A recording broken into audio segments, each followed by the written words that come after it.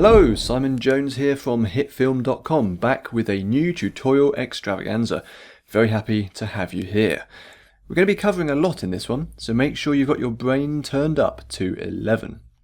So here's the shot we're going to be taking a look at. So the idea behind this shot was to create a magic fireball like you might see in a fantasy movie or video game. The curious thing about this kind of shot is that although it's inherently not real, most people can't actually summon a fireball in the palm of their hand, including myself, it still has to seem real to the viewer. To help with that, I worked on having some practical lighting interacting with my face, and also decided from the start to have some of the fireball elements cascading around my hand. It's those details that make the shot feel right, even though the viewer logically knows it can't be real. This is called verisimilitude, which is a really difficult word to say. It means the appearance of truth. In filmmaking, especially fantasy and science fiction, that means layering in enough detail that fictional things feel right. Let's break the shot down before we get started on the tutorial. I've applied a grade to the shot to make it more cinematic, combined with a bunch of lighting effects. If I turn those grade layers off, you can see the ungraded shot, which still works but is considerably less dramatic. The fireball is made up of multiple layers and effects, not just the fire effect. There's the particle simulation, which is creating the glowing embers. Then there are actually two separate fire effects, one in front of the fireball and then another behind. At the centre of the effect is the core of the fireball. Although it's mostly obscured by the other effects in the final shot, it's a crucial element that provides some physicality. The core was created using the sphere effect. There's actually two versions, with the duplicate providing some additional glow. The sphere is set up to reflect both the fire and my face. As you can see, for this single fireball, I'm actually combining multiple different effects and techniques. It's quite rare that you'll be able to complete a shot using just a single effect in HitFilm. The best shots will always be a mixture of different things. It's that mix that makes it difficult for the audience to identify exactly how a shot was done, which is the point at which an effect starts to feel more real. For the background, I used a simple 3D model of a temple, which I duplicated and layered up to turn into a pillar-lined corridor. This was then lit to match the lighting in the live-action plates.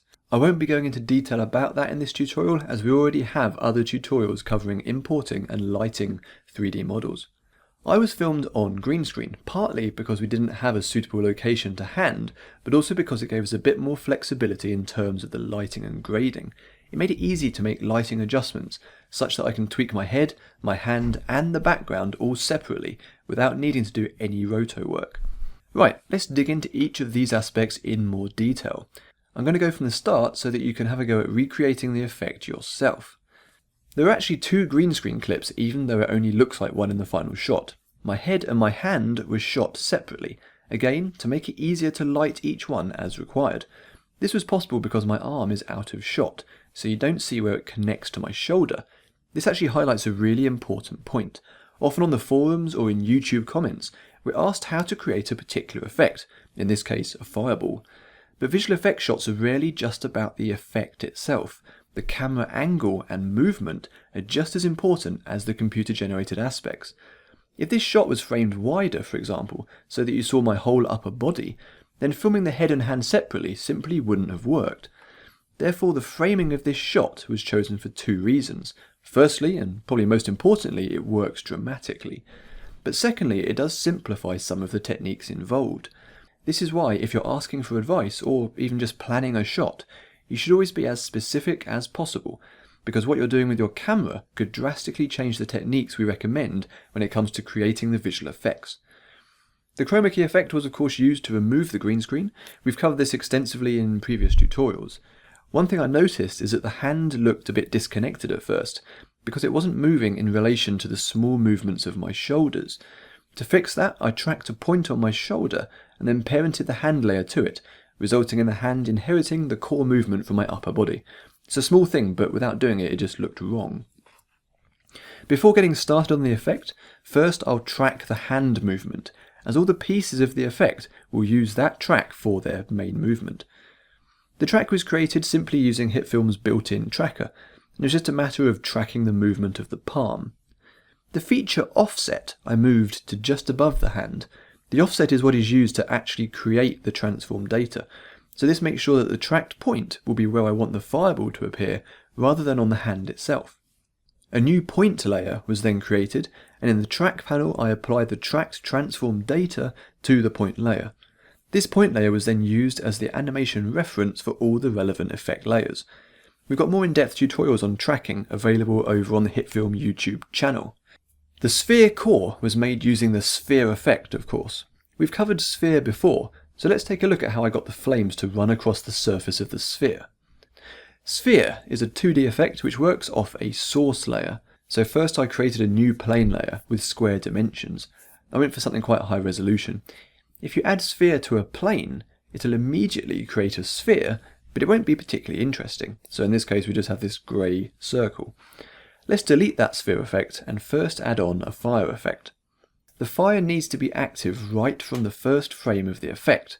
So in the fire's simulation properties I'll just set the pre-start to 40 frames. I'll also change the blend mode of the effect to none, so that the plane's colouring disappears, leaving just the fire effect on a transparent background. I'm not going to actually adjust any of the other fire settings, as the defaults work fine for the core of the fireball, so let's move right on ahead and add that sphere effect back on. The sphere is now using the fire as its texture. Note that the order of the effects on the layer is very important. Effects are processed from top to bottom, so you need to make sure the sphere comes after the fire. Arranging the effects in a different order will create something very, very different. The sphere effect is using the fire as its surface texture, as if the sphere shape were an actual ball with the fire painted onto its surface. For this effect though, I want the sphere to look more like a crystal ball, mostly transparent, and visible mainly through its reflected environment.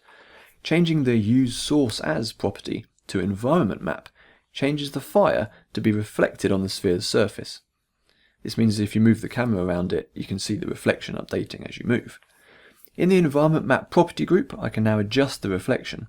Increasing the scale ratio stretches it out, making the texture less distinct and creating a more chaotic, swirling animation. Dropping the scale property adds detail to the sphere's reflection by repeating the texture multiple times. The reflection of my face is easily accomplished actually using the Surface Texture property group. Note that if you link directly to an original green screen layer on the timeline, it will use the source clip before any effects are added, including the chroma key.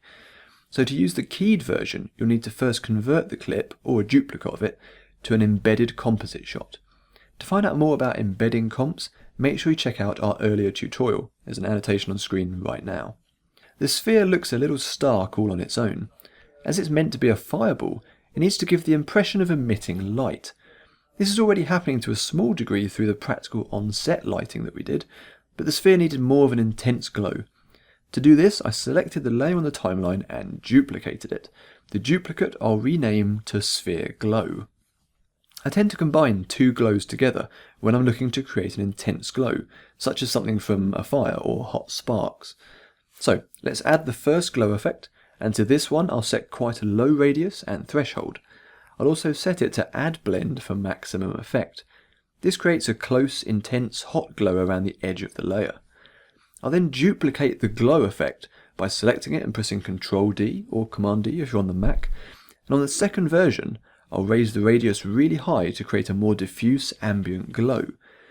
This might sometimes need some further tweaks, often to increase the intensity until you find a good balance.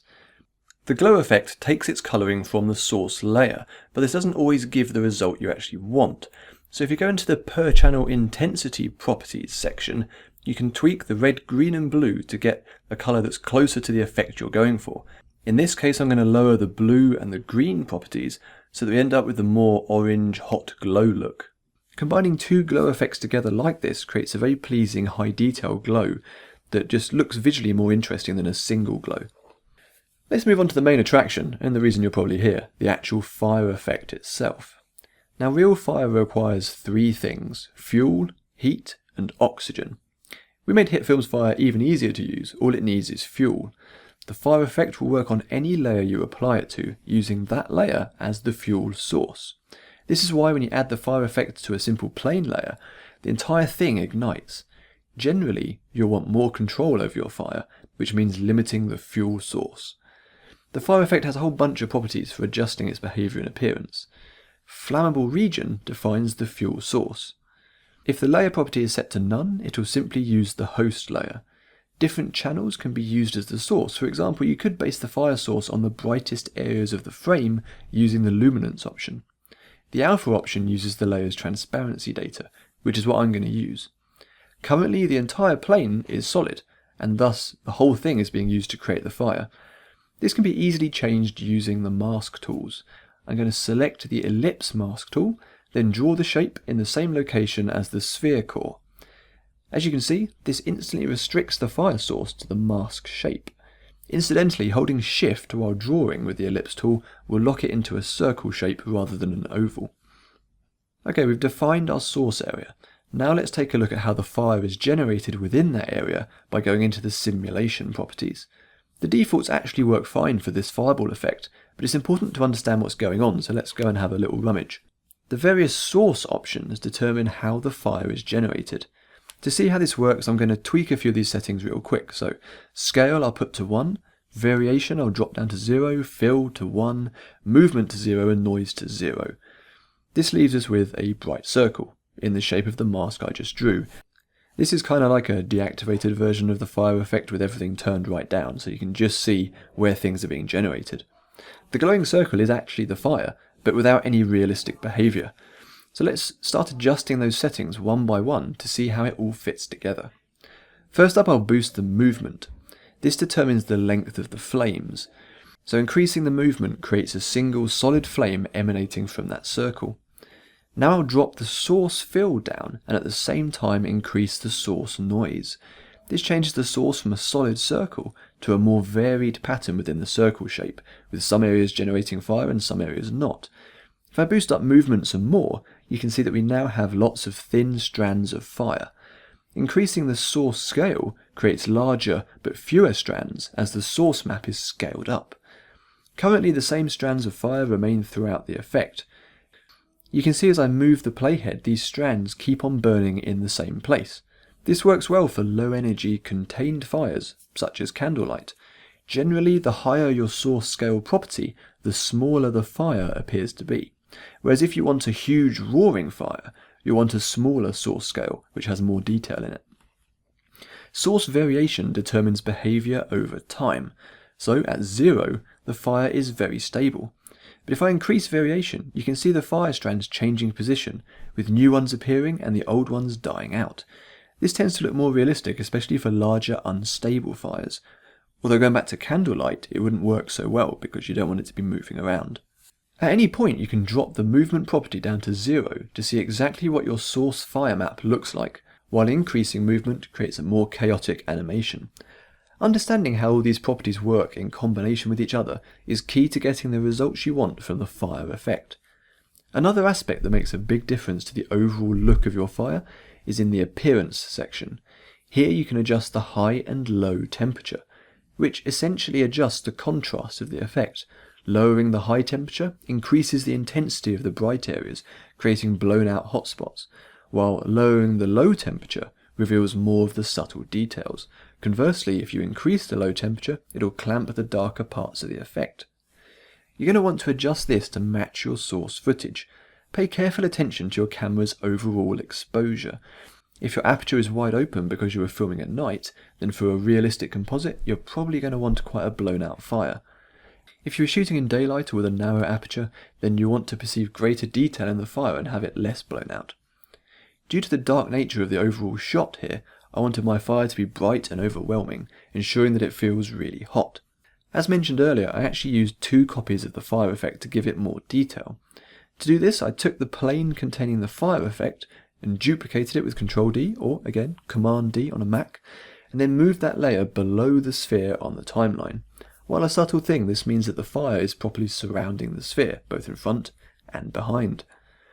On the duplicated fire effect, I went into the simulation properties and just changed the seed.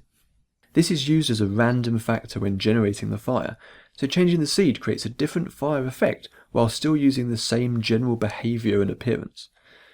The final step is to parent the layers to the same tracking point as the sphere, so that the effect stays in place above my hand. Now theoretically we could just stop here, as we have a decent looking fireball effect. But let's layer on some more of that extra detail that we were talking about earlier. The physical interaction of the particles with my hand is what anchors the effect into the shot. I'm not going to explain how to create the actual sparks, mainly because we covered a very similar effect in our particle physics tutorials last year, so go check out that two-parter for more info. The only real difference in this setup is that I'm using a sphere emitter with boundary turned on, set to an explode trajectory. The boundary option means that the particles are only born on the edge of the sphere shape, not inside it. Now you might think that the deflector setup would be really complicated for something like a human hand, but I actually kept things pretty simple. There are 4 separate layers working as deflectors, 2 for the palm and 2 for the fingers. I've also got some of them set up to mask the particles so you can't see behind them. There's really no need to accurately model every contour of the hand, and the shot works just fine with this kind of simple setup. I've mentioned before that a key part to understanding visual effects is knowing that it's not about accurately simulating real life, but about creating the illusion of real life. All of filmmaking is, after all, essentially a trick, convincing the audience that 24 images shown quickly, one after another, is a moving video. And visual effects are a part of that trick. Although I'd used some on-set lighting for the glow of the fire, it was getting a little bit lost in the grade. I therefore decided to enhance the illumination on my face. So I duplicated the layer, then added a simple ellipse mask to the left side of my face. I inverted this so that only the edge of my face closest to the fireball was visible.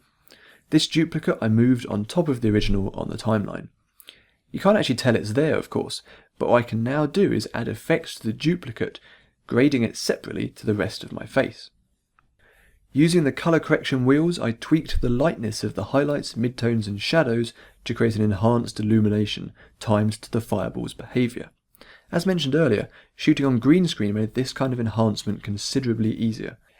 You want to make sure that the mask has a good amount of feather so that you can't see where the join is.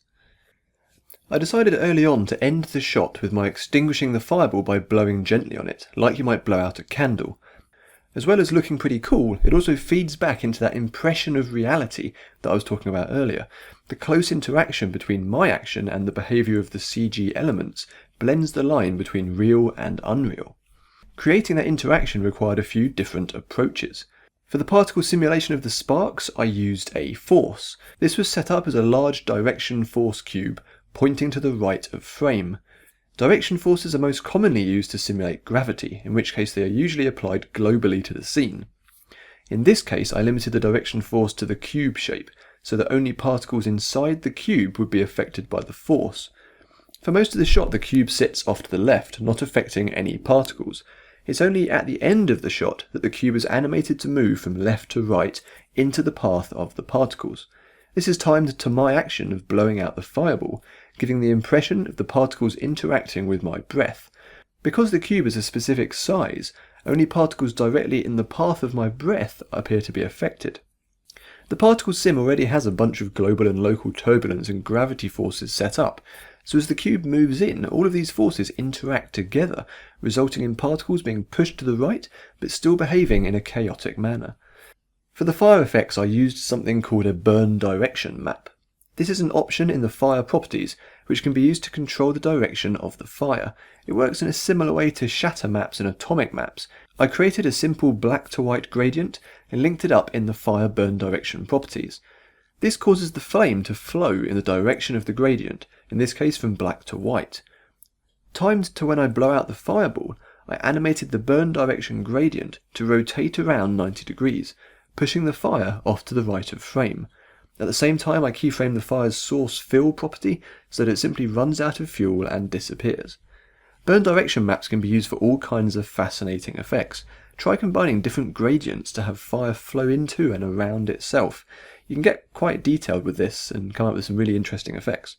It wasn't immediately obvious what the sphere core should do during the extinguishing, but I eventually opted to use the atomic particles effect to break it up into tiny fragments, scattering off to the right of frame. You can barely see it in the final shot, but the tiny hint of the fireball core disintegrating works better than if it had just disappeared or faded out. Check out Maya Pictures' tutorial on using atomic to do interesting text transitions, because the general principles are the same. Finally, there's the grade. I actually went for a very simple approach, using two of the new effects that we recently added to HitFilm 2 Ultimate. First up, I applied the anamorphic lens flare effect, which is perfect for enhancing intensive visuals such as this fireball. When you're working with largely CG scenes, lens effects such as this, and also the lens dirt effect, can really help to give the impression that the finished composite was shot as a single piece with a real camera. I then used the cine style effects to add contrast and a Hollywood style blue and gold palette. Simple, but did the job. It's quite a strong grading effect, which for this shot helps to bind the visual effects together with the live action elements. Okay, so that just about wraps it up for this one. Hopefully this has given you a good idea of how to get results from the fire effect, and also how to use a combination of multiple effects and techniques to reach the final shot. Okay, I hope that tutorial was useful. This video today actually had two purposes. One was to show you how to do cool fireball effects in HitFilm. The other one was to show you that you can actually make a really interesting dynamic visual effects shot without needing a really expensive or elaborate setup. So as you can see here, we've just thrown this green screen up in the corner of one of our offices. And in terms of lighting, it's really simple. We have this one main light over here, which is providing a lot of light on the green screen, and then once the actor's in position, I say actor, it was actually me, so not really an actor at all, but you get a little bit of backlighting on here, which just provided what we needed for the shot, very simple. Got another light down here, which was just providing a little bit of fill on the green screen, because without it, it was getting a little bit dull over here, and as everyone knows, you want a nice even lighting on the green screen. Now, one of the key parts of the effect was that when the fireball appears, you wanted a little bit of red glow on the hand and on the face. And you can do that all sorts of ways, but we actually went with an incredibly, slightly ridiculous lo-fi route, which was this little fella. This is a children's toy, just a children's bath toy, which glows red on command. Now the benefit of doing this is it means you can actually get in really close to the subject. So if we had like a red light over there, it would illuminate me, but it'd be very difficult to direct it as much as we wanted for the effect, because it needed to be right in the face. But because we're shooting green screen and because we have this really localized effect, you can actually bring the light right in close, as you'll see in some of the behind the scenes clips, and same on the hand. And once you've composited it and removed it, you still have this really localized light that doesn't affect everything else, but you get all the features coming out through the red light. So yeah, sometimes slightly unexpected solutions can provide really good results. So yeah, as you can see, fairly simple setup, but the end result, hopefully you guys thought it was pretty cool.